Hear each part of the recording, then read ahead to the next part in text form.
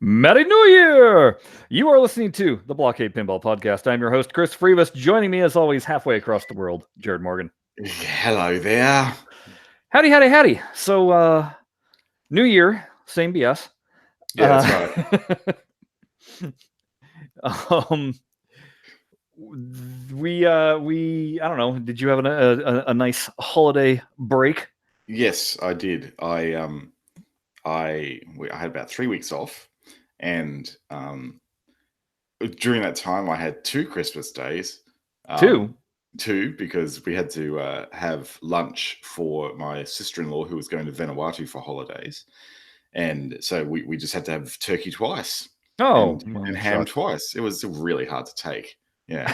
And then we actually had proper Christmas Day with, again, some more turkey, ham, etc. Salads, very good. And then just flopped around in the pool basically for like 2 or 3 days with the kids, throwing them around.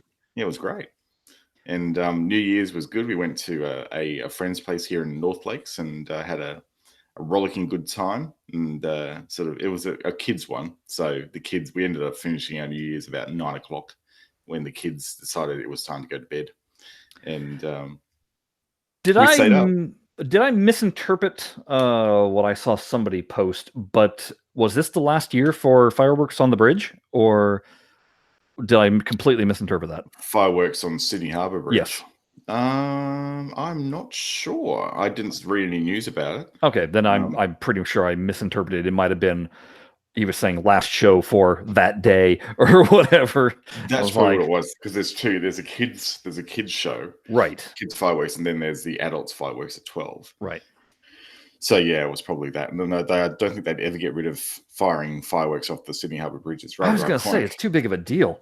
It's rather iconic, yeah. I mean, it if I'm not mistaken, it attracts like over a quarter of the nation. Oh, it's huge. Like, it's very, very busy down there. Yeah. Except when I went down, which was in 2002. So right after September 11, it was very easy to get around down there because no one wanted to go out because of terrorism threats. You were there at 2002. Hold on a second. Hey, Andrea, what year did we go to Australia?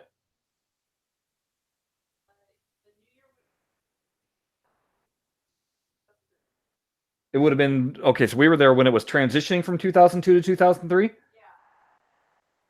Yeah. That's when we were there. That'd be funny if you were there. Our show got canceled, unfortunately, because of wind. That's what we remember. We went for the kids' show, and it was too windy, and so they canceled it. And I was amazed that despite the sheer volume of people, the sheer volume of alcohol that I saw in everybody's hands, that everybody just peacefully dispersed. Yeah, well, I think there was enough police around there to actually sink a ship.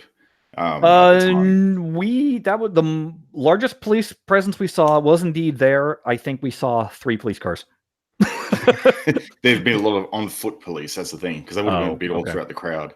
Yeah, and yeah, there was a whole bag check and metal detector thing, which was just unheard of here in Australia. Like, you just basically rock up there, and yes, you do take booze in your bag to go to the New Year celebrations. That thing, but they were checking everything. It was we were massively impressed by how just civil it was.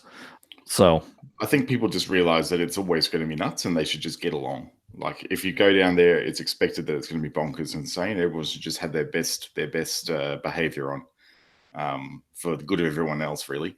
Yeah, that's a nice attitude, but it doesn't fly around here. It doesn't often happen, but I think you're right. There's some sort of crazy meeting of something or other when it happens at New Year's Eve down there in Sydney, where everyone just gets along for the day. Yeah. And it's kind of nice.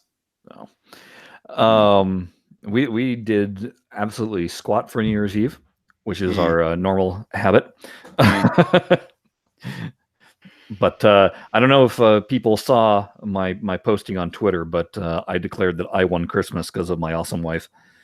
Yeah, you did. Yeah, who gave me the Lego Voltron, which is a massive model.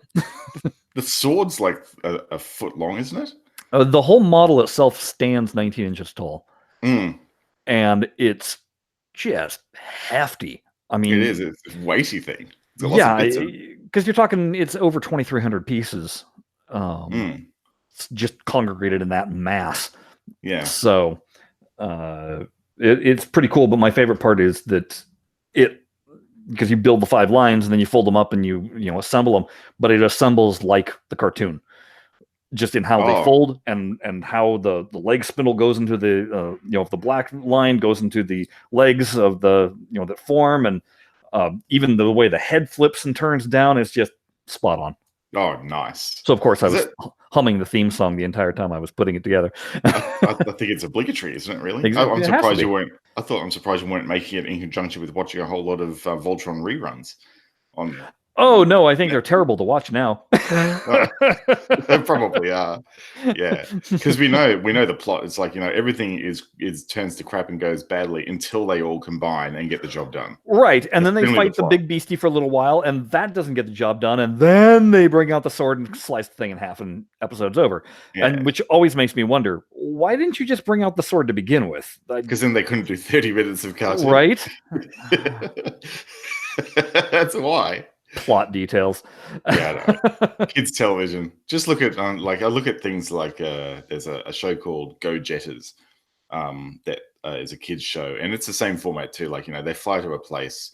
There's this bad guy that does something dumb, and they have to undumb the dumbness that the bad guy did, and it usually goes with 3 challenges. It's 3 challenges, each one increasing in badness, and then they all get together and use these clip-on things to solve the problem, save the day, and it all happens, and happy days. But yeah, it's formulaic. Kids television is formulaic because that's what kids like. Yep, they like predictability. Well, it's not just that they like it; it's especially if they're young children, they're still not understanding how to process things, so they need to see it over and over and over again for all the pieces to finally gel together. It takes massive amounts of repeat viewing to get to that stage. So yeah, obviously if each episode is basically laid out the exact same way, they start getting the rhythm. The way it works. Yeah, that's right. It's all about repetition. You know, I mean, because I figure when I was really little, there were certain Scooby-Doo episodes that freaked me out, and now I'd be like, why? Why? Exactly. But I didn't know how to process mystery ghost stories. No, exactly. So, yeah. But yeah, I did a little bit of playing around with my my microcab, and finally got it to work with TPA. Oh, really? Well, so what was happening? As soon as I would launch the ball and do one flipper press, the whole game would freeze. Which is really unusual. Very unusual. So just on a whim, I unplugged the controller and plugged it back in, and then it worked. Oh. So it'll freeze every time. Unplug, plug back in, then it's fine after that. I don't know why. I wonder if you were just setting up TPA initially without the controller in, and then just plugged it in after it booted. Maybe it doesn't work. Didn't work. No. Didn't work. So I don't take the controller freak out and then unplug and then plug it back in again. Yeah. Right. I'm not getting any vibration response out of TPA though. But I mean, to be honest, the vibration I get out of Zen is even pretty minimal with the box. It kind of depends on the table that you're playing. Like when I was playing Getaway, feel next to no vibration. Then I pop in Black Rose, and anytime the ball goes up to those pop bumpers, I was feeling a lot of vibration. So it's kind of dependent on what table that you're playing, how much interaction you're getting out of it. But it's definitely cool to get that feeling and put that lean onto a table while you're playing it. It gives you a good amount of fooling. So I still haven't gone over to my friend's house and brought it over to him to try it out on VR, but I'll be doing that soon, I'm sure. Yeah, for sure. Yeah, that'll really be interesting to see. Yeah. Especially then comparing the difference between Zen and Stern Pinball VR. Just seeing if there's any difference in sensation. But yeah, that's right. Yes, some fun times ahead then. Good times! Absolutely. So I do want to give a heads up to everybody that next week there probably won't be a podcast. I know we just did all of our breaking. But I'm going to go to the It Never Drains in Southern California pinball tournament. Indisc, which is over at the Banning Museum of Pinball. So there'll be a lovely 500 plus machines for me to bang around on. Plus there'll be a tournament going on, but I'm not going to subject myself to the humiliation of paying money to enter the tournament just to get squashed. Yeah, that's no fun. No, it'll be a bad time. I'll probably watch a little bit because I'm sure that they'll have the displays all set up for audience viewing and everything like they do. But yeah, probably. No, I'm more interested in getting my hands on some of the newer tables that I haven't touched yet. Like I've never touched Total Annihilation. Oh, yeah, you gotta have a go at that. I haven't touched Deadpool. I haven't touched Iron Maiden. I haven't touched the new Pirates of the Caribbean. Nor have I. That's one that we just don't get a lot of down here in Australia. But all the other ones I've tried through Netherworld, they've got a quite good collection of Sterns now there. Very lucky. So, yeah, I want to give a good shake on those, as well as, of course, touch the ones that I love so much to play on. Such as roller games. Such as roller games. You better believe it. But I also might go check out a little bit more of the EM section also. Oh, yeah, you should. I spent a lot of time when I was at Pacific Pinball Museum in the EM room. It was something alluring about them to me. They're fun. Yeah, I think I just need to give them a better shake than what I typically do. But it's hard when you got just like, an entire aisle of nothing but Bally and Williams machines. True, but you'll be able to get probably more time on the EMs as well. Well, if you do it, because during certain times of the day, it becomes just horrendous with crowds. So yeah, you might as well go over to the EMs where nobody is. Yeah, go over there, have a flip. It's still pinball. That's right. It's still pinball. It still is pinball the way it used to be. So that'll be a good time.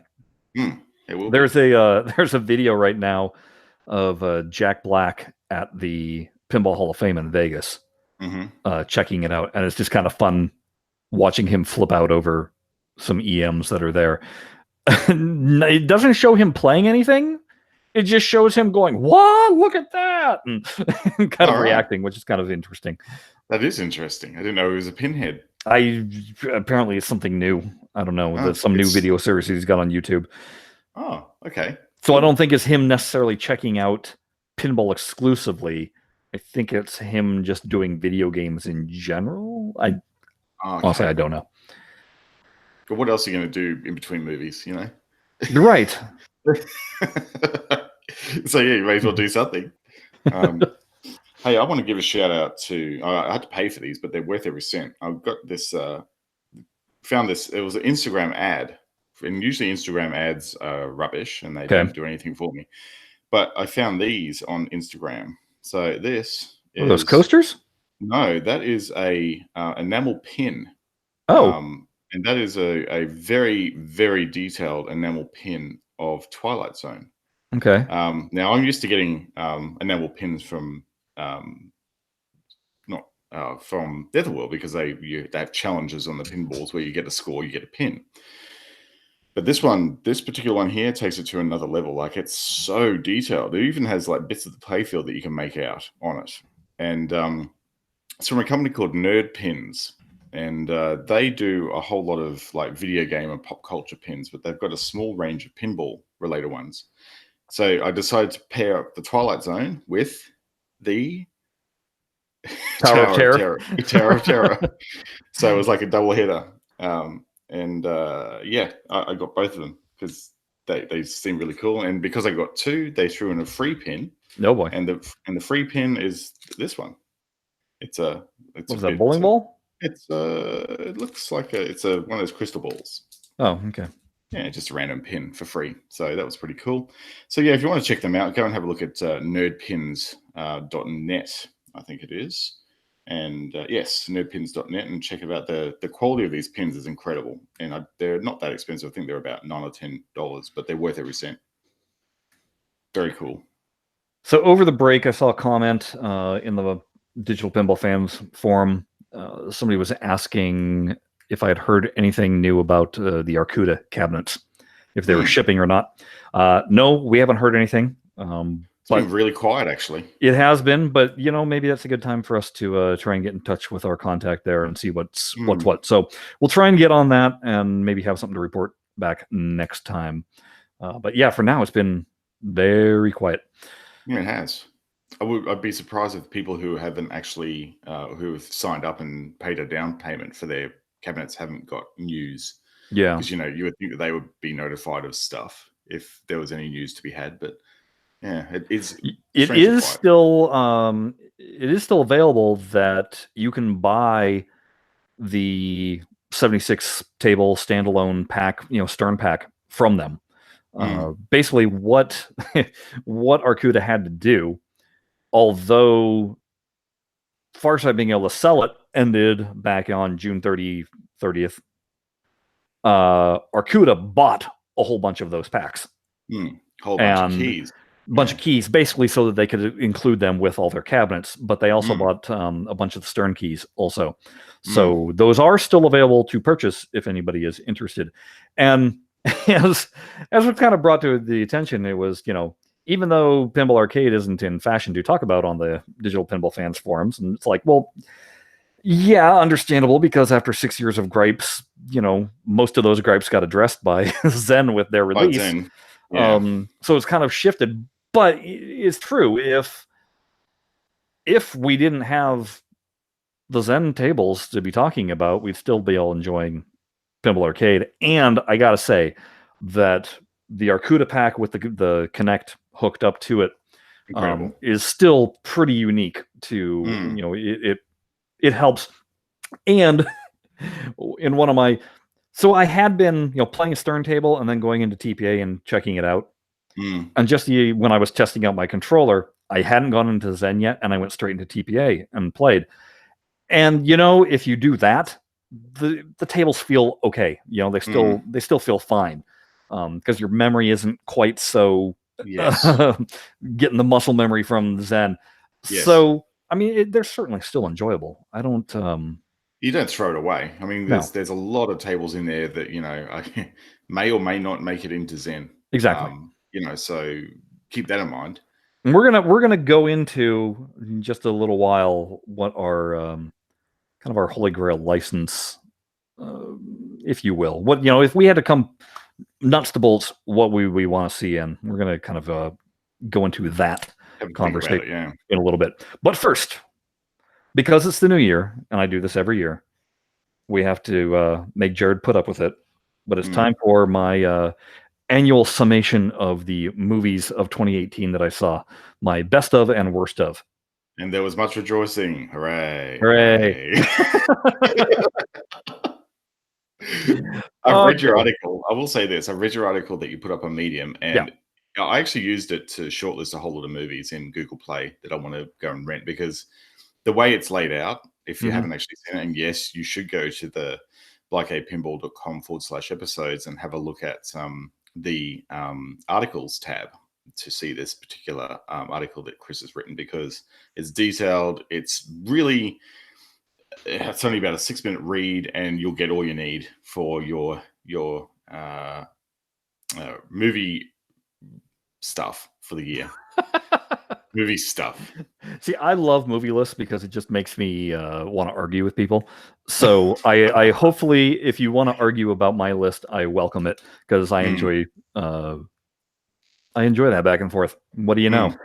So here's my top. I have a top 11, because sometimes it's top 8. Whatever. It's what I most enjoyed, what I thought was the best of the year. And this is in no particular order, but other than the order that I saw them in. So start off, I, Tonya, then Black Panther, A Quiet Place, Isle of Dogs, Avengers Infinity War, Deadpool 2, Ant-Man and Wasp, Mission Impossible Fallout, 8th Grade, A Star is Born, and Spider-Man Into the Spider-Verse. So yes, 5 of those movies are Marvel comic book movies, but what can I say? I enjoy the comic book movies. They make a good movie. What can we say? They do. They do. They're highly entertaining, and when you compare them to the DC Extended Universe movies, they're even more entertaining. I'll get into those in a little while when we get the worst list.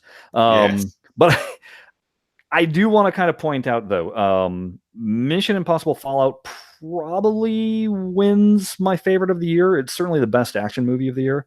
All right. I just watched it again last night or the night before, and yeah, I still feel that way about that. My absolute favorite theater-going experience was with A Quiet Place. I haven't watched that at home, so I don't know how it plays at home. I'm kind of like, well, I'm going to, because I didn't get to see it in the movies. Yeah. So it is on my list of things to watch solo because my wife will not have a bar of it. So I will be watching that probably in my room on the laptop with headphones on. Yeah, wear the headphones. Not just headphones, but like the noise canceling headphones that I've got, which should be a pretty good experience, I think. I do think, and I think at least here in the States, I believe it's going to be coming to Netflix in February, probably February or March. But do yourself a double feature with that and Bird Box, which is the you're not allowed to see anything, otherwise you die movie. Oh yeah, I've seen on that's just been advertised on here for Netflix. So it's nowhere near as good, I don't think. I mean, it's certainly entertaining, but it's not as good of a movie as A Quiet Place. But they're peas in a pod in terms of sensory deprivation and the horrors therein. So that's crazy, right? Yeah, I can't wait to see A Quiet Place. It's going to scare the rubbish out of me, but that's fine. And I think, and I might have mentioned this before, but with A Star Is Born, it's not the kind of music that I normally listen to. But there's still something about how it's portrayed that gives you goosebumps when it's just like everything's falling together and going right. And I certainly think the accolades that it's earning are well deserved. So that one was kind of one of those that I never knew how much or how little I would enjoy it, and I came away rather pleased with that one. The interesting thing with that movie is that I understand that it's basically a movie about suicide. Has themes of suicide in it. Yeah, it's as one person's rising, another person's falling kind of situation. So that's one of the things that I don't think I think that will be another one I'll just be seeing by myself. And also whenever the Shallows music comes on the radio, my wife just goes, I can't. She switches the station. She cannot stand Lady Gaga's voice, and I don't think she can really stand Bradley Cooper's voice either. So it's not probably the movie for her. Probably not. And then with Spider-Man Into the Spider-Verse, that was one of those where just superb animation, really great animation, and ultimately I felt like I enjoyed it much more than Incredibles 2, which is why that didn't get put on here. That's still one I want to go and see, Incredibles 2. But I will definitely. I have added Spider-Man Into the Spider-Verse because it looks great, and I've heard nothing but good things from everyone who's seen it. Yeah. I understand. I was going to say, as an aside, I think it's one of the second last movies that Stan Lee appears in as a cameo as well. Yeah. Yeah. So there's that too. Although I'm sure he has a cameo in both Captain Marvel and Avengers Endgame. Because they basically filmed a whole bunch of his cameos all at the same time. Because they knew that, hey, we don't know how much longer we have him for, so let's pack him in. Let's do. And what they were doing was basically making cameos that aren't plot centric, aren't character centric. That they can just pretty much throw into any movie. Just like the one with him in the library with all the action happening behind him. Right. That was just so random, but so good at the same time. Right. I'm going to say, if you want to read my list of movies that I thought were good, which is like, when I say good, it's better than average, but not great, but highly entertaining. There's a whole list here. It's not going to be bad, but it's just not super good. Right. But there's a whole list here that, for some people, some on this list maybe possibly would have been in their top 10. Some of the ones that are on your list I've actually seen, I think. Yeah. So, Wreck-It Ralph 2 was one that I actually quite enjoyed. Yeah, I mean, it was a perfectly fine watch, but nothing that I'm like, oh my gosh, you got to see this, No, not like, I would say that about Inside Out, for example. Right. That would be a must-see, but yeah. So, check those out. I also have on this my movies that were most disappointing. And when I say most disappointing means I was actually looking forward to seeing them. And then I saw them and I went, ugh. Yes, unfortunately, there's a number of movies on that list that I was quite looking forward to as well, but I've since deprioritized them from watching.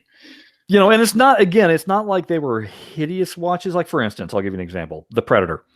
I enjoyed watching it in the theater, but it's not a good Predator movie. No. So, it doesn't have the tenets of a Predator movie that you need.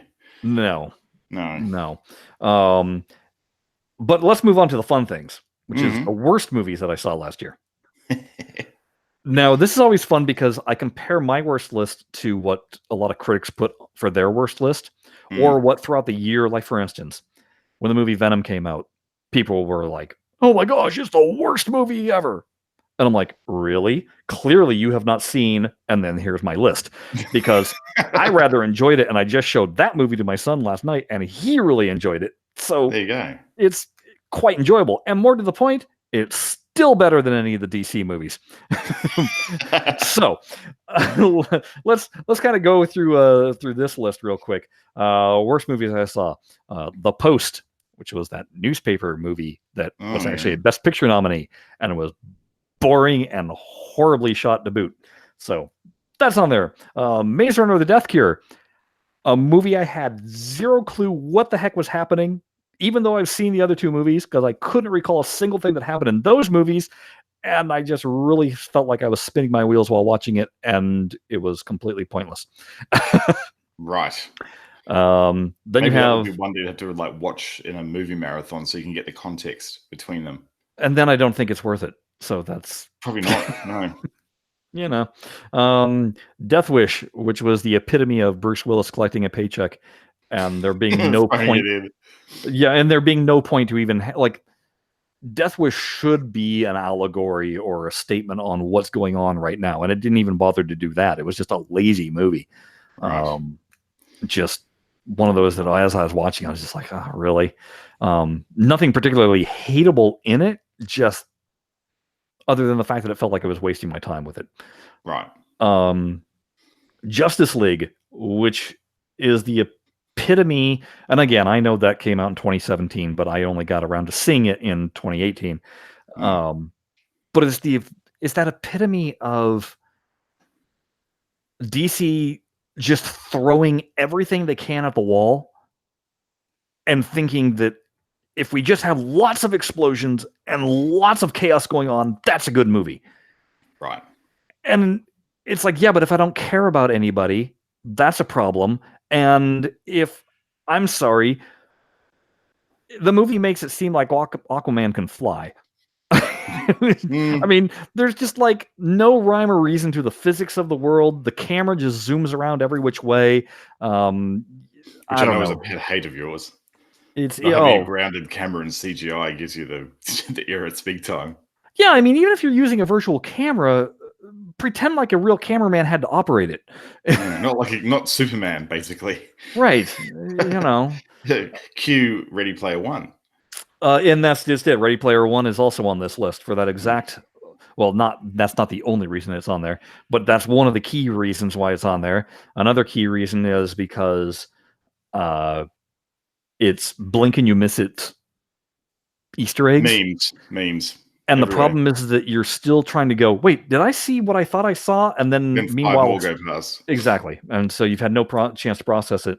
And over let's see, I guess it was right after Thanksgiving that I finally read the book.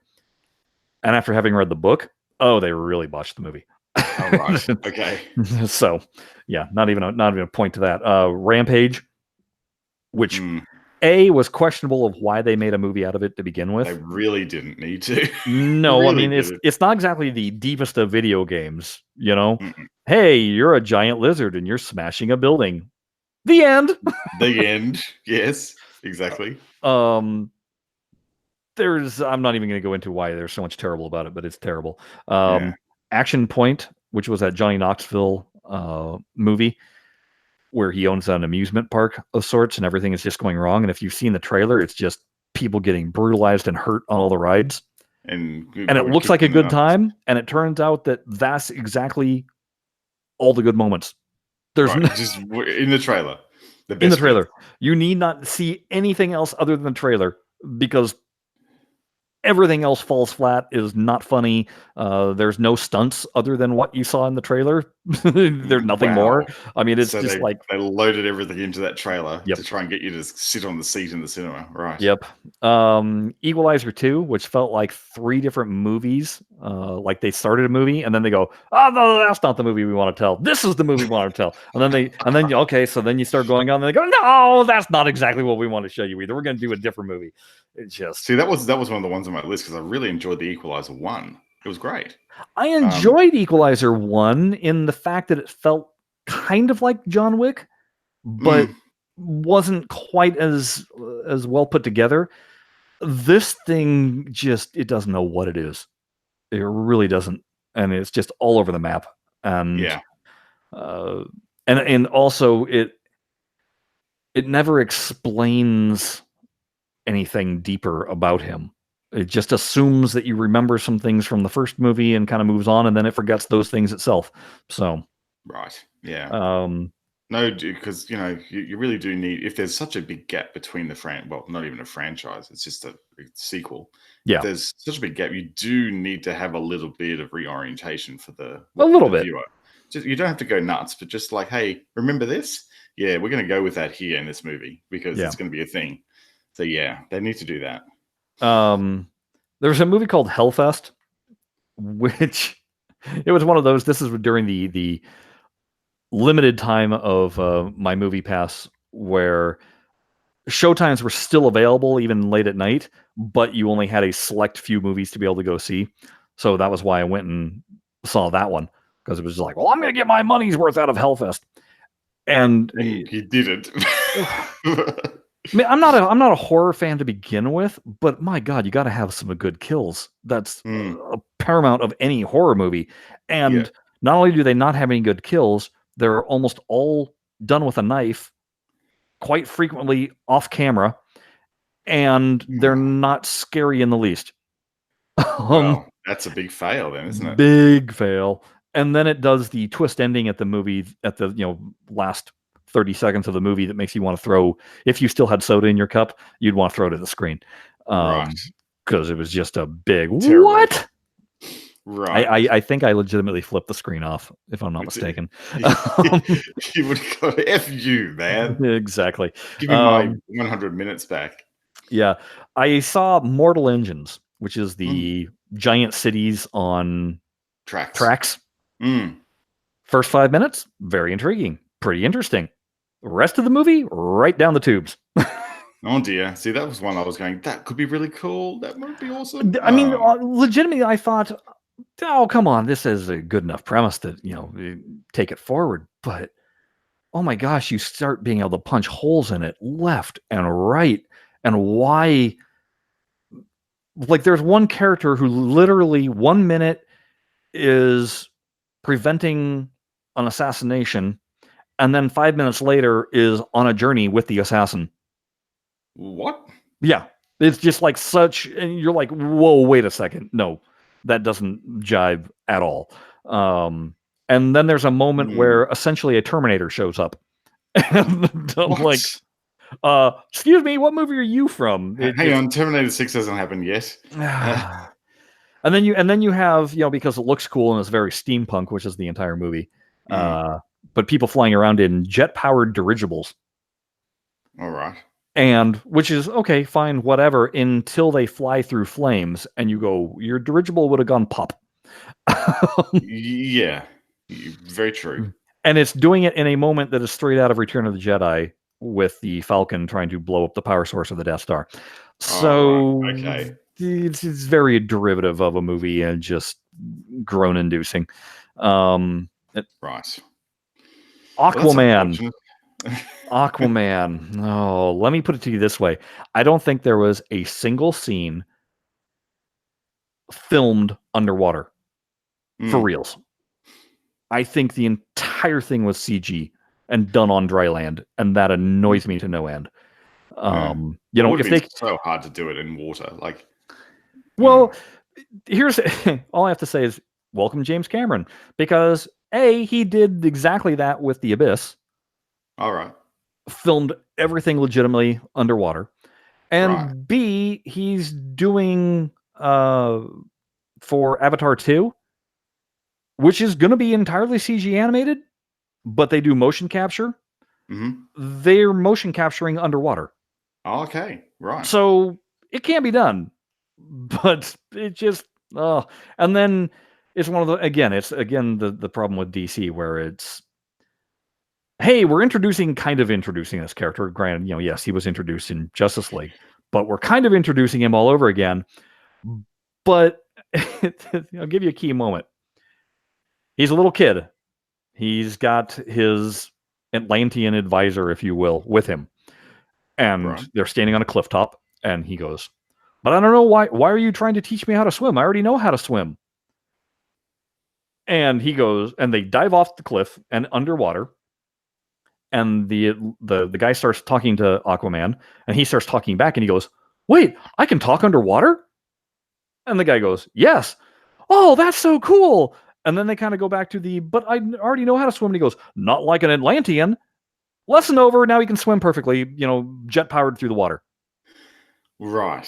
Like within 30 seconds, that entire bit of origin is just explained away, and there you go, accepted. That's right. Okay.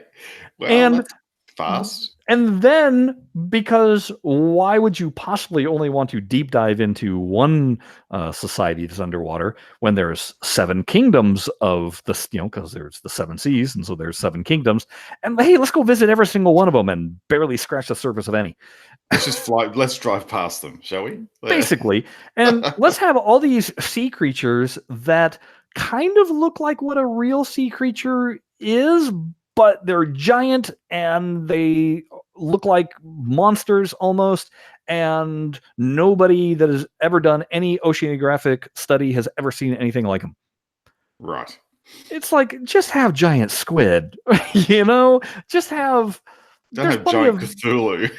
Right, there's plenty of creatures in the sea. You don't need to go inventing these giant 15-foot tall seahorses in full armor. It just... You don't. Full armor. Oh, I'm not kidding. There's great white sharks that have armor on them. If they have lasers, I'm going to see no, they don't have lasers per se, but they do have underwater rifles that fire laser-like impulse beams. I'm telling you. Wow, okay. It was one of these movies that the more I thought about it, the more I got just angrier. Yes. And it just... Is it an improvement on the DC model in terms of it's a little more lighthearted? Yes. But the humor just falls flat on its face. Again, you watch any of the DC movies and the humor is kind of... It might be a little corny, but it works. It's part of the character. Here it just seemed forced. I don't know. And then there's even a moment of Nicole Kidman plays Aquaman's mom. And hey, fish out of water story. She finds herself washed up on shore or whatever and brought on and whatever. And, she doesn't even know what coffee is. And I'm thinking, what is this, Splash? But they kind of should have gone the Splash route with everything being completely foreign, or even the Little Mermaid, with what is this little tiny mini trident? Oh, that's a fork. What's it used for? I don't know. I would have almost rather have seen that than these people look at it, go, I don't know what this is, get told what it is, and okay, now I know how to use it perfectly. There's so much mind-boggling things that go on in that movie that, terrible. Just don't. And then I got 2 more. The second to last one is a movie called Roma, which was made for Netflix, was put out into movie theaters for a little bit. It's made by Alfonso Cuarón, who is a very famous Mexican filmmaker. He even did the 3rd Harry Potter movie. All right.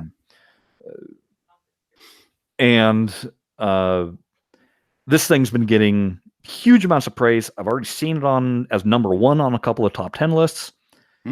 It's a black and white film. I knew it was a very personal story about a Mexican nanny. Thought, okay, let's give this a watch. It It is so terribly boring. Right. And it's slice of life, which means there's no point to anything. You're just witnessing things happen.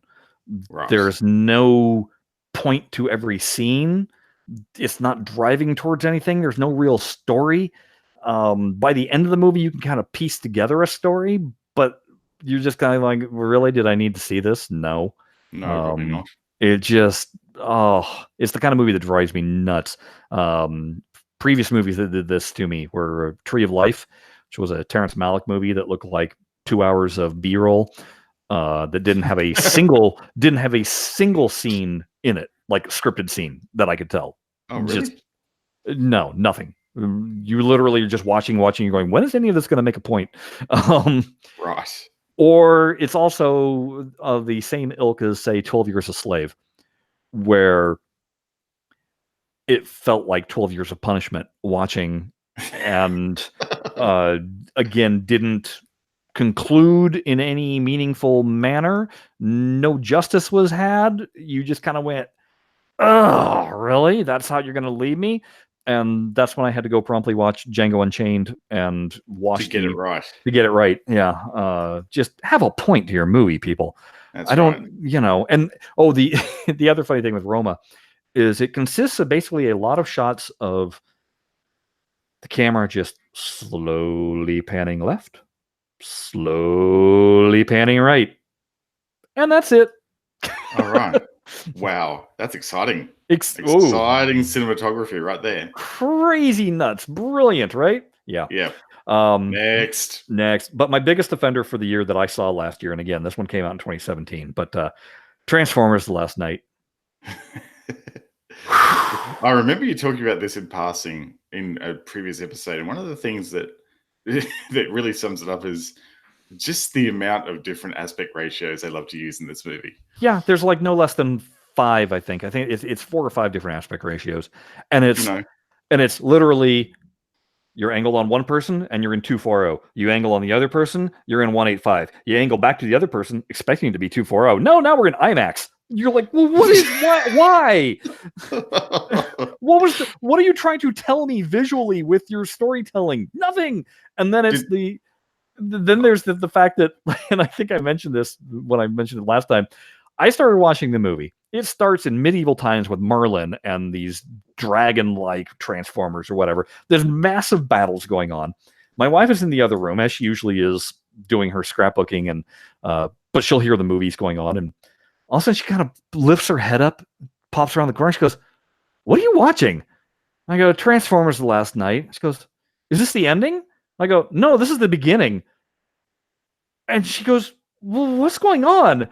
And I stopped and I paused the movie and I go, I don't know. I honestly can't tell you. I can tell you what events have happened, but none of them make sense. So, and that's essentially the entire movie.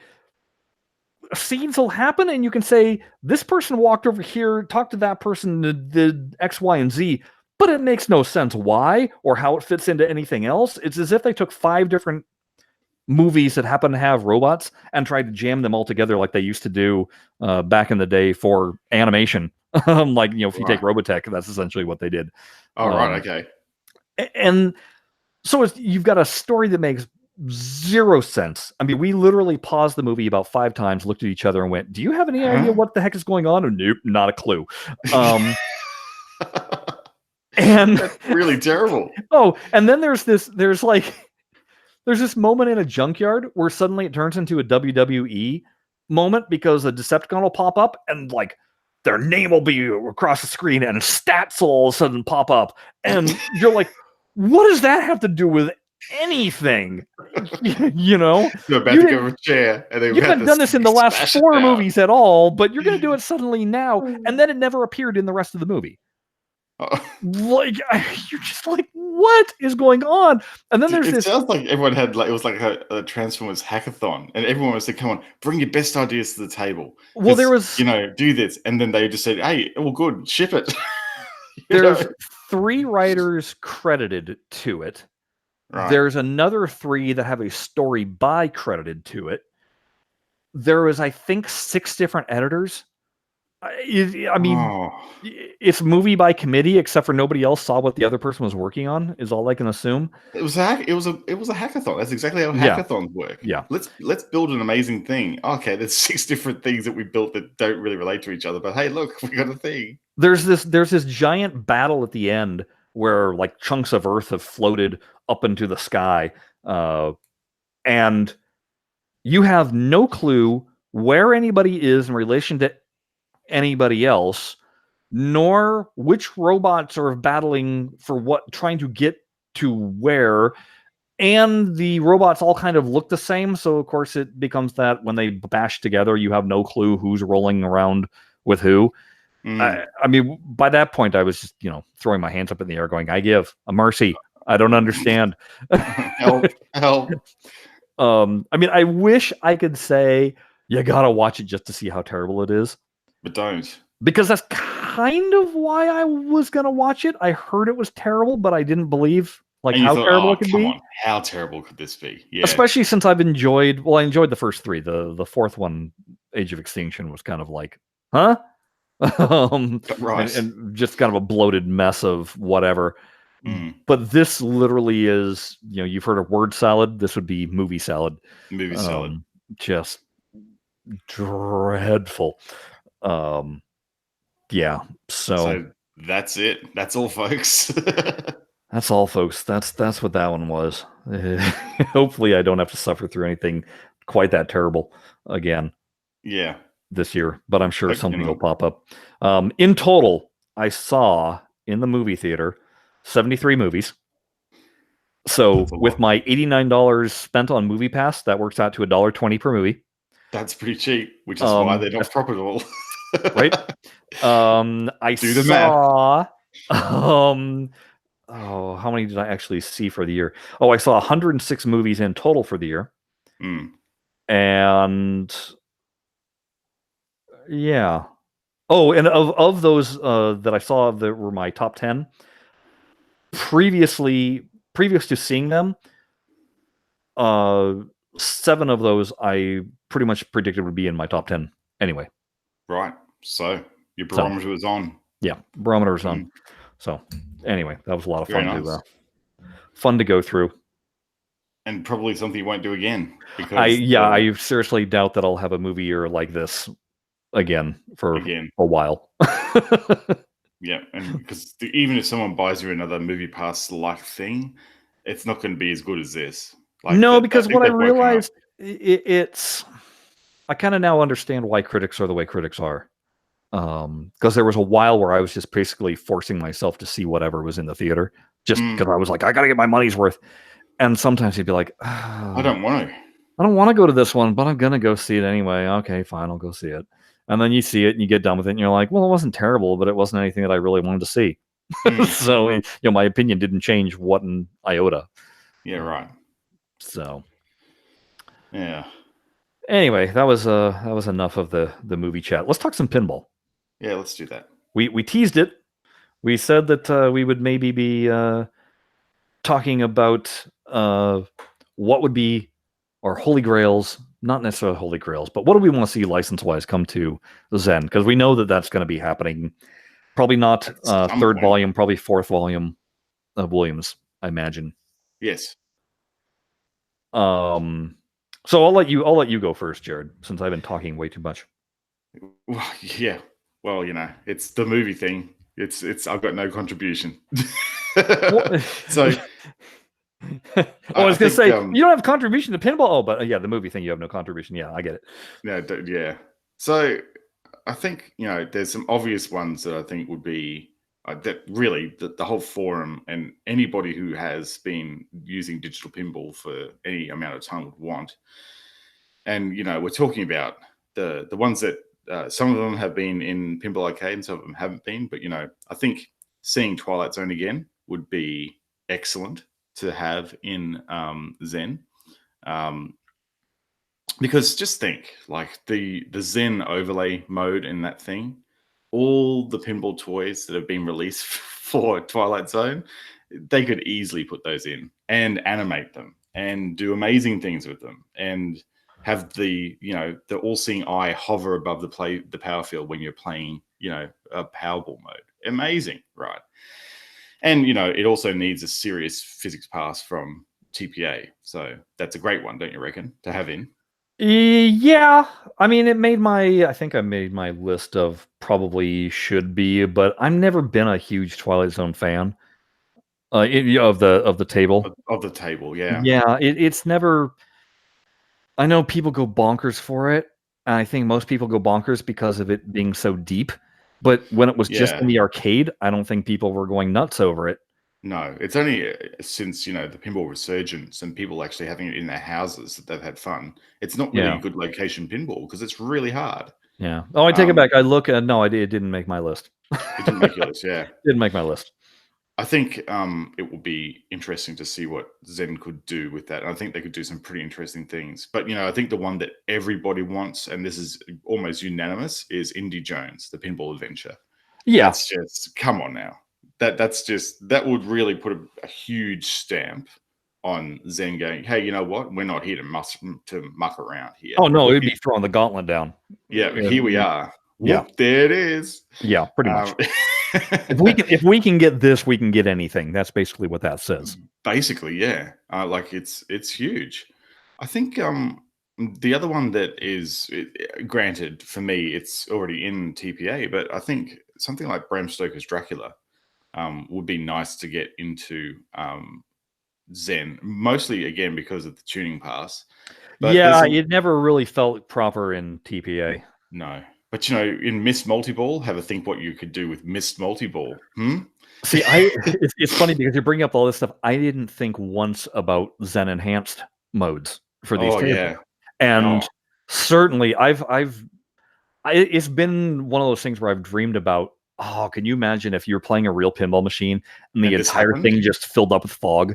Yeah, right. And the ball would be, bringing through these little ball trails, like when you see in the movies when a helicopter comes through a cloud and it does those swirls. Yep. I'm just imagining a ball doing that, imagine. Yeah, that'd be so cool, right? Yeah, no, that would so be Bram Stoker's this one. Even if they didn't do that effect in it, it still has a lot of stuff going on for an early dot matrix game, and it's fun, but it's very dark, and I think it could do with a little bit of like graphics tweaking to bring some of those things to life. Yeah, like maybe in the village, the big plastic molds of the village, have some lights twinkling on and off and stuff like that, just to give it a bit of feeling. Yeah, because it's a bit sort of. Well, it's where the contrast or the lack thereof didn't work in TPA's favor. It just looked like a big mess. It's just a big blue blob. Yeah, that's right. And that wouldn't be a problem in Zen. No. The other thing that I was thinking of, because I was going through the Pinside Top 100, and I had to actually go a little bit beyond the Top 100 because there was a lot of a lot of Gottlieb and stuff in there, and Jersey Jack and all the new Sterns. But the one that I came across, which initially when it was released in the arcade, it didn't do very well, but it's got a bit of a following now because people understand how good it is. It's Congo. Congo, I think, it's already got a fair bit of stuff going on the playfield, like with Amy, the big Amy in the top right-hand corner and stuff. But, you could do a bit of stuff with that too, I think. You could have the crazy monkeys jumping around the playfield and, tying a lot of the stuff that's in the movie a little bit better than what the pinball is at the moment in Zen mode. Congo for me is, it's got a different layout, and that's good. I like it has a slightly different layout than normal. It's one of those, I hate the theme. I hated that movie. And it's so hard for me to get past that. I must admit, I did have a look. The movie was on TV the other day, and I turned it on, and I couldn't stick with it. Oh, no. Just as soon as you get, Amy hurt, I just say, shut up, Amy. Yeah, exactly right. Stupid talking ape. They could not have picked a more annoying voice for that ape. Like, they did such a great job with that. If that was their job, they did an amazing job. They should have won an Academy Award for the voice if it was the most annoying voice award. Yeah. So the other thing that would be potentially contentious but interesting to see would be Doctor Who, and actually have Doctor Who in there as a remake as well. Oh man, can you imagine? It's like, you guys came up with an original version of Doctor Who? Let's show you how it's done. This is how we do this. This is Yeah, how imagine we handle that. this. Yeah. Oh, it would just be so much better. I already know that it would be so much better. Yeah. So Doctor Who would be a great one to explore. Again, the Zen mode, they could do a whole lot of cool stuff with the Daleks, scooting around the table or, popping over the time expander and all that sort of stuff. It'd be great. It really brings some new life to that table because the foundation of that table is pretty solid. Like there's some good rules in it and it's accessible and, it will be good for people that are, new to Zen and new to actual real pinball. It would be a good transition table, I think. Another interesting one to explore, particularly with Terminator 6 coming up, would be getting Terminator 2 back in there again. Terminator 2 certainly needs the tuning pass to make it play like a Steve Ritchie table. It does, because it doesn't at the moment. And it also, too, the stuff you could do in that with Zen mode would be great. You just, T1000s walking around the table. Can I get a liquid metal ball? Oh yes, please. Yep. Every time your flipper hits it, just kind of splats and then and reforms back up into the way it was supposed to go. Yeah, that would be amazing. These sort of things would be great. Right. And the other one that I kind of forgot about a bit in TPA, but it's probably because it was so heavily edited, was No Fear, Dangerous Sports. That's a good game, but in TPA, it just felt too flat, even though it was the heaps of ramps and stuff, and it just didn't feel lively. And that's true because it is No Fear is a weird table because it's strange. Literally what you're aiming for is air. Yeah, you are. Because there's no drop targets. I don't even know if there are stand-up targets in that game. It is nothing but ramps and orbits. Ramps and orbits, yeah. And so essentially you're just aiming for air. And yes, certainly TPA did not capture the sensation of all the elevation. The elevation. It didn't.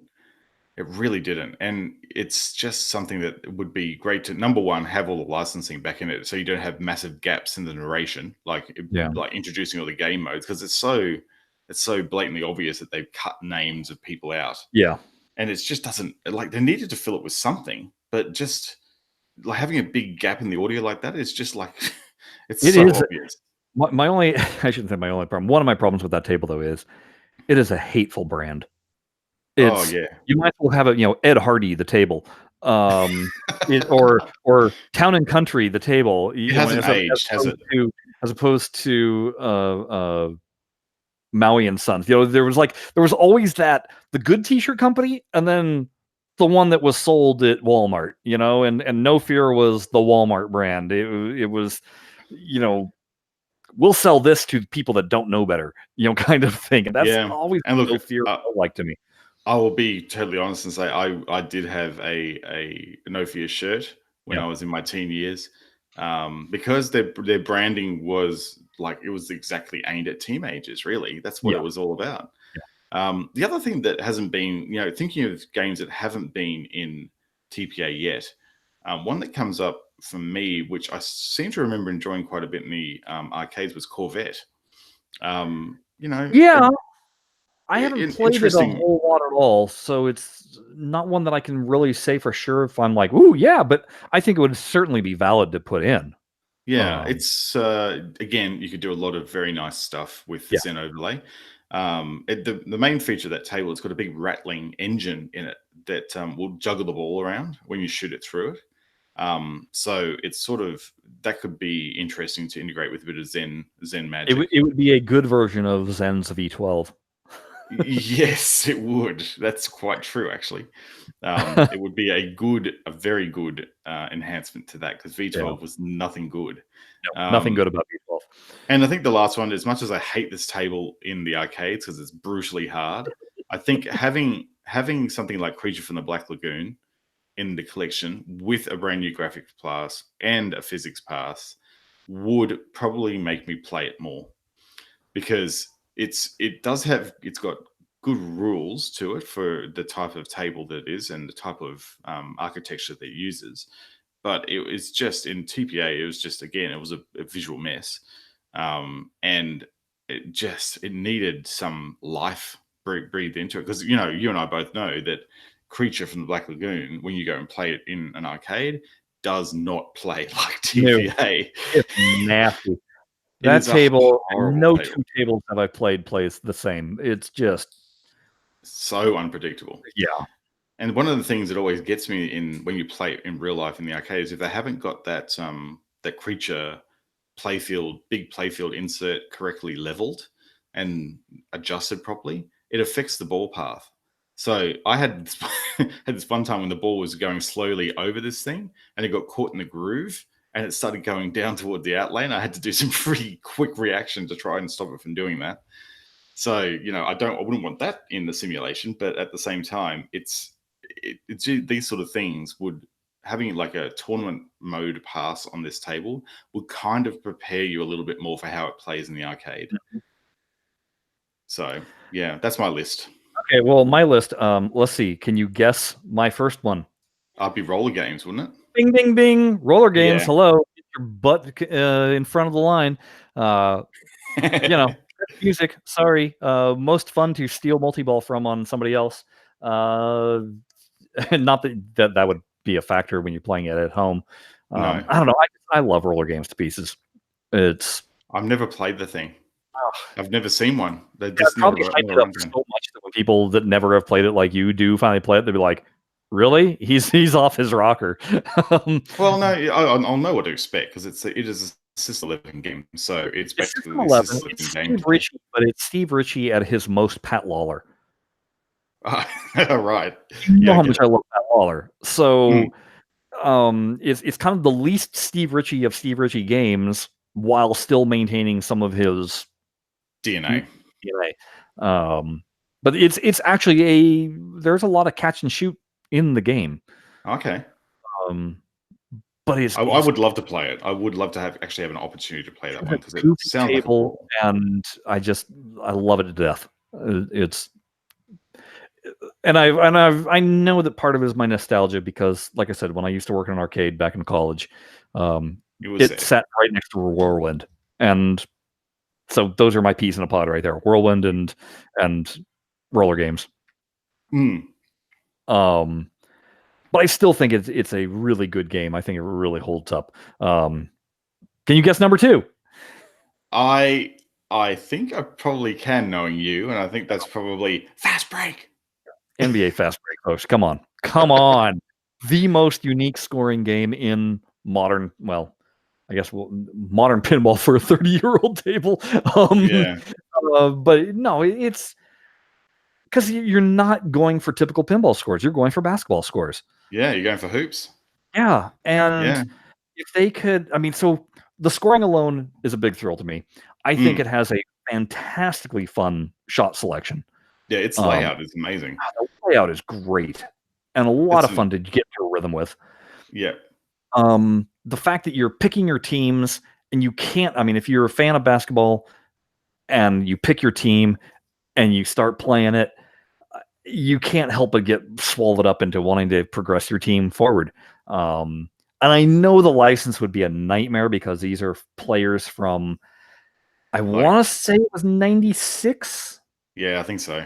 We're right around there. The telltale sign for me is that because I always play as the Lakers, right?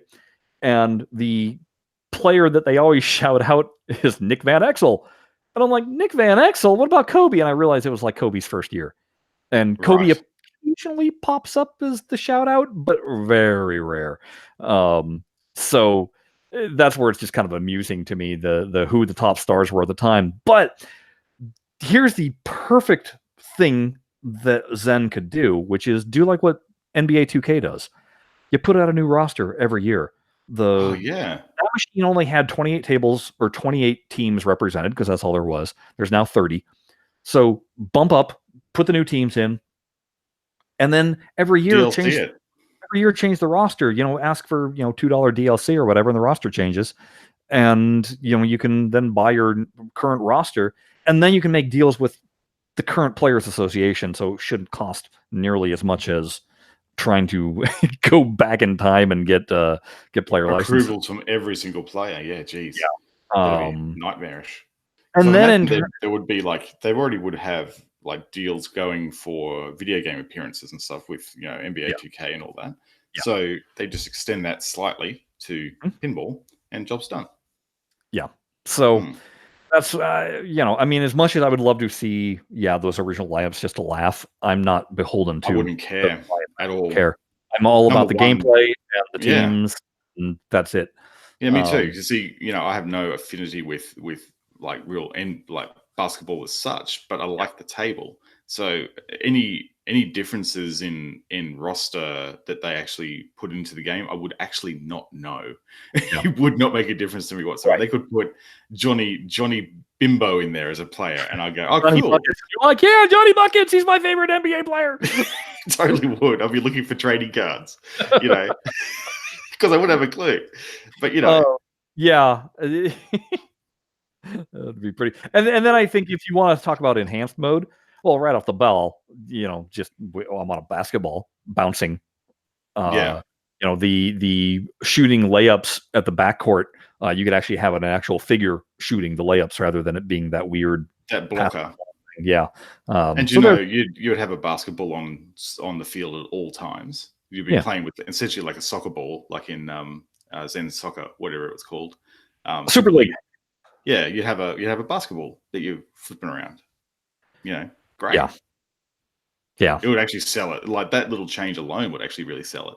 Yeah. And basketball is, I think worldwide it's more popular than football, American football. Obviously, FIFA rules the world. Well, absolutely, yeah. Would you call it the second most popular American pastime, or would that be something? Oh no, it's definitely second most, and it's quickly catching up to football. Right. So,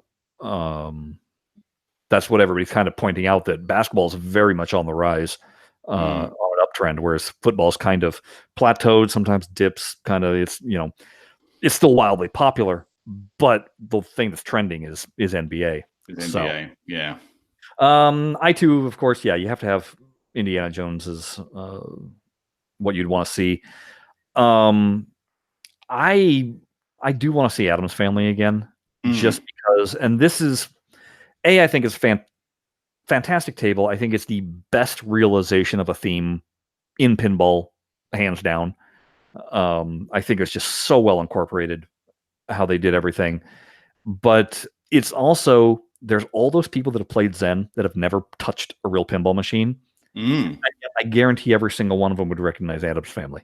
Yes, I think so. It's sort of like what would be another brand you could, like, a thing that it'd be like, it's how people know that Darth Vader is Luke's father, even though they've never seen Star Wars. Exactly. It's just part of the ether, So with nearly 20,000 units of this game produced, it's kind of hard not to have seen one somewhere in a bar. Right. At least realize, oh yeah, I remember seeing that like back in the 90s. Right. Even if they didn't play it, they'd still be aware of it. Yeah. Whereas you would treat Creature, I'd take Monster Bash. Oh yeah, I wouldn't say no to Monster Bash either. I was trying to avoid the ones that everyone else had sort of said. Yeah, Monster Bash to me is like Creature. In TPA, I was really good at playing it because it was so easy. But I hated playing it because it was so easy. Yeah, it was one of those that I could kind of like. It was almost Zen playing it. I could just tune everything out and play it, even though I hated the audio, I hated the humor. I didn't think that the layout was all that fantastic. There was so much about it that I didn't care for. But you could exploit the hell out of it. But I could exploit it, and so that was the fun. Monster Bash. I love Monster Bash. It's great.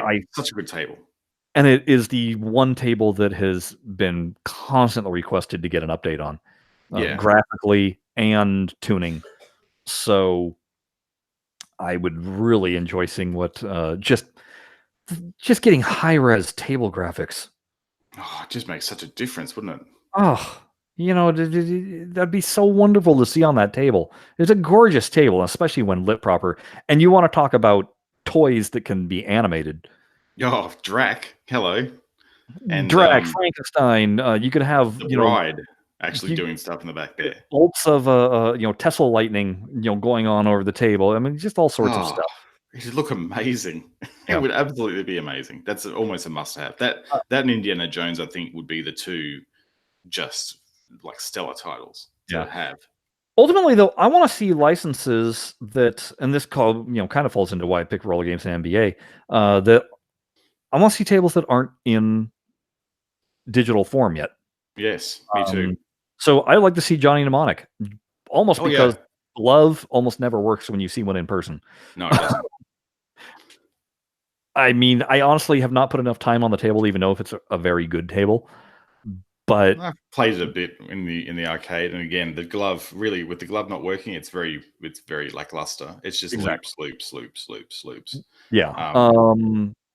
But it's okay. I would like to see it. Yeah, the Shadow is certainly one that. Again, this kind of falls in the Twilight Zone category for me, and that everybody loves it who owns it at home because it's apparently an incredibly deep table. But for somebody like me that only bashes around on it a little bit, it's kind of like, no, yeah, it has it's nice, it's interesting. I do love the battlefield. It's cool. I think it's one of the most. It's one of the more interesting mini play fields out there because that sort of Arkanoid style barrier that you use to shoot the ball around, it's hard to actually use that properly. So it's challenging. It's not just flippers up there, whatever. It's got a bit of skill that you need to use it properly. So it's fun. I'll tell you, one of the reasons why I put 2 flipper buttons on my microcab, just in case the Shadow gets made. So, hey, I put them there for a reason. Let's get the Shadow in. The Shadow doesn't need the 2 extra buttons, though. The Shadow is for for the Ferber things. Yeah, it's the Ferbers, the lane diverters. Yeah, that's fun. Yeah, those are very cool. And then I want to see Dirty Harry because that is a table that I played in Visual Pinball a lot, and I just found it amusing. It's one of those tables that really has a story going on while you're playing, and I'm not sure if that's a Lawler table or not, but boy, does it have a Lawler layout. Oh yeah, the thing that I find interesting about that table is the cannon mech on it. It's for memory, it doesn't actually have like a, how in Star Trek you've got that it sort of loads it into the cannon from the front. Yes. Sort of pumps the ball in. With this one, it drops it in from the top and then shoots it out. And it's an interesting mechanism. And the cannon sort of spins. It doesn't spin out in a wide arc. It sort of spins on its own axis. So it's got a really weird sort of like mechanical feel to it. And not only that, the game's got some good shots to make in it. Yeah, it'll be a good table to get. I would like it. It's very much a hurry up pinball. It is. Which can be a little bit more stressful. Okay. According to our YouTube friends, Craig B, it's a Barry Orsler table. Ah, yes. And Craig, no, I'm sorry, but Bugs Bunny Birthday Bash needs to be avoided at all cost. That should never see the light of day, period. And I've tried it again recently just to confirm whether or not it's a piece of junk, and it's a piece of junk. I hate that table. That's a little bit the same about Popeye Saves the Earth, but apparently there's one down at another pinball place near Netherworld. And I'm tempted to just try it out again. And just I don't think I've ever tried it. Yeah, I seem to remember that all I remember about it was a huge boat up a playfield, and it was just a little bit too overwhelming and not really a lot of fun to play. But I'd like to challenge my preconceptions, my 20-year-old preconceptions about it, and give it another go. That's kind of like I finally played Flintstones, and I had avoided that because I hated the theming on it. And the movie was just atrocious. Exactly. So I was like, again, kind of like with Congo, I wanted no part of it. And I recently played it, and I was like, hey, you know what? This isn't too bad. So, I love the big ramp that goes over the apron. Like that's such a cool feature. And it surprised the crap out of me when it first happened. Yeah. When it diverted the ball, I went, oh, what's happening? My ball's going, and it's there. And I think I remember losing the ball the first time because I was just so surprised that it happened. It's great. It's a fun table, and it's good. You can get some really good jackpots in that game. Yeah, I like that one too. That would be a nice one to see. So, but anyway, that's what, like I said, I hope that Zen when they go licensed, do go a little bit more towards what we have not seen before. Because otherwise, it just feels like it's kind of like, whenever they release movies, when they went from VHS to DVD and then DVD to Blu-ray and then Blu-ray to 4K, they always release the exact same movies initially. Yep. And it's like, but I already have those. Let's give me something different, something new. That's right. So I really hope that they do grace us with something new. And then it gets to the point that with table packs that there's at least one new to digital table per pack. Whether it's a System 11 non-licensed or a licensed table, I don't care. I really hope that we start seeing some of those make appearances, because otherwise it's just going to be like, oh yeah, this is great, but I've already played it. Yeah, that's right. So I mean, it looks and this is a problem I think I'm having with a lot of the releases at the moment. Like, sure, like it's they look amazing, but I'm not driven to go back and play them. In fact, I don't think I've actually played Zen for a while because, like, I've seen them all before. They're nice. What's funny, and this is the smartest thing Zen can do, and they need to do it more in FX3. But I'm currently playing the mobile beta, and I'm not. So here's the thing: by playing the daily challenges, you earn table parts. When you have enough table parts, then you can redeem them. And after you open up 2 stars worth of table parts, you can now play that table freely. You don't have to have tickets or anything in order to play it. You just now have the table. If you get up to 4 stars, which I'm still working towards, even my first table getting 4 stars worth of parts to do, then you can play the enhanced mode. And you can play pro physics. So I haven't even gotten to the point on mobile to be able to test that out. But I'm playing the daily challenges all the time. I've played more Party Zone and more Black Rose than I ever normally would have. Because of those challenges. Because of those challenges. And it's so smart to do. Because it feels like you have, currently there are 6 tables? 7 tables? 7 tables. So there's 7 tables that you're rotating these daily challenges through that are playing. And I'm like, guy, I feel like I'm having a lot of variety right now. What happens when there's 12 tables, 16 tables? It's just, you start getting good at a particular table because of the challenge and you're enjoying it. But if you had have just sat down to, okay, what do I want to play today? You probably wouldn't ever have picked that table. Exactly. So I think for me, I was going to say the thing for me too is that, like, I still, even though I've got a laptop and everything like that, I still have to go, and because it needs to be plugged into power, I need to physically stand in front of it at the desk in front of the thing. It's just a barrier too much. I cannot wait until this thing eventuates on mobile, because I think I'm actually going to start playing it while I'm on the couch and enjoying it once again, just like I did with TPA on the tablet. It's just that little barrier that I seem to have at the moment with PC gaming, that I just never get to do it because it's just a little bit too much trouble. And see, I haven't been sitting in front of the PC because I got God of War for PS4 and I've been playing that. Right. So, I know I've been totally lax on doing any Zen tournaments. I'll probably start another one on Monday. Just because I have been so lax, but it's like I haven't been in front of the computer. Been doing, you do other things, but I think the mobile app, the way Zen has been doing it, it's pretty smart. It's pretty good. I'm enjoying it, and I think they've done a bang up job on it. Yeah, I just can't wait until it gets to Android, as I'm sure pretty much everyone else that I know on the forum will be as well. Yeah. It's going to be a breath of fresh air for sure. Well, boy, we went supersized today. Yeah, we did. Just looking at the time going, oh yeah, I should probably go, because you know what? It's Netherworld's 2nd birthday today. Oh. And if you get there, they open at 12. It's currently 9:22, but we need to go and get some caffeination beforehand. And everyone who goes into Netherworld today between 12 and 5 will get a free entry to win a pinball machine. Oh, hello.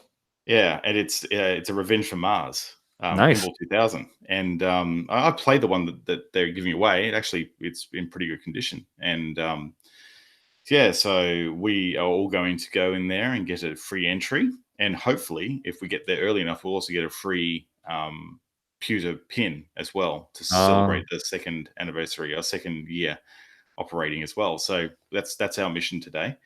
It's going to be nuts there today. But if you're down there, the other really cool thing is that all the ticket sales for the pinball machine raffle go to a charity called Orange Sky, and Orange Sky are it's a very good public service they're doing. What they have is they have a truck. They have like one of those transit vans, and inside it they have washing machines and dryers for the homeless people to use. Oh, okay.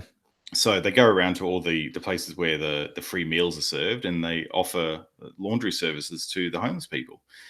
And the great thing is that every $5 ticket sale goes directly to the charity. There's no cut taken from Netherworld at all. So it's going to be such a huge day for them, and they're going to get such a good lot of donations from all the denizens at Netherworld today.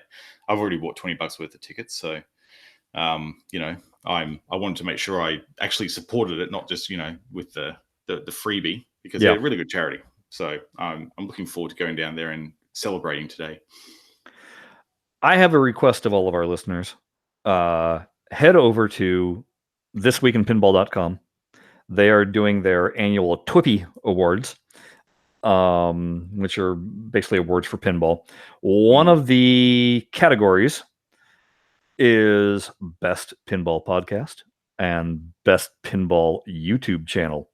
Please write us in, because that would be really cool for us to win. Plus, it'd give us a lot of extra attention that otherwise we normally would not get.